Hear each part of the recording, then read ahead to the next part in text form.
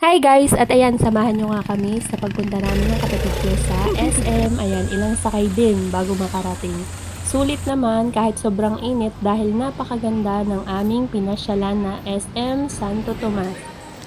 Ayan nga guys, ang sarap sa loob. Kung gaano kainit sa labas, siyang sarap sa loob. Ayan, tara, pasyal tayo guys. Makapasyal din naman. Akala ko kasi tindahan, palengke lang. Pwede din naman palang pumasyal-pasyal kahit ilang oras lang. At ayan nga guys, window shopping lang kami ng kapatid ko. At ayan nga, habang namimili siya ng mga gamit-gamit sa katawan, ayan, si Inday, video-video lang. Kasi hindi naman ako mahilig maglagay ng kung ano-ano. At ayan nga guys,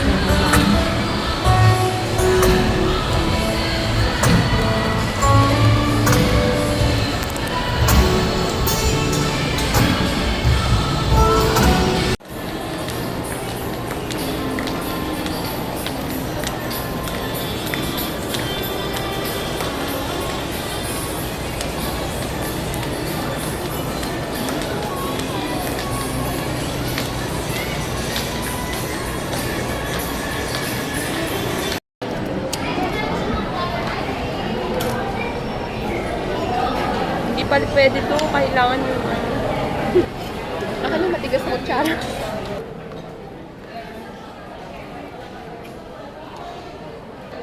Kain.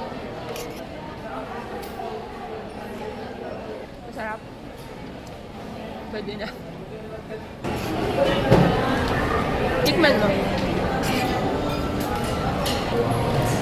Lomi ulam.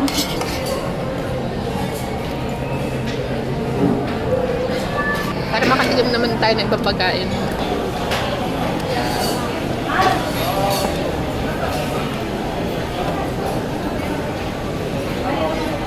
Gusto ba?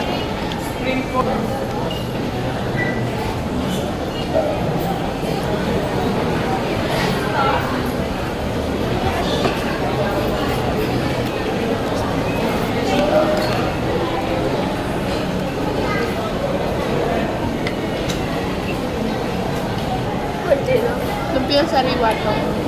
Ay, yung kanyang wrapper, itlog at harina. Kaya mukhang luto.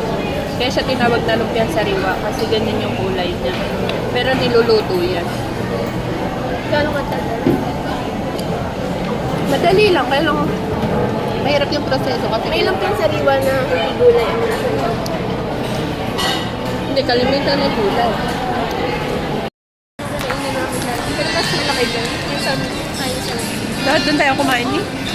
hindi ko nagugustuhan.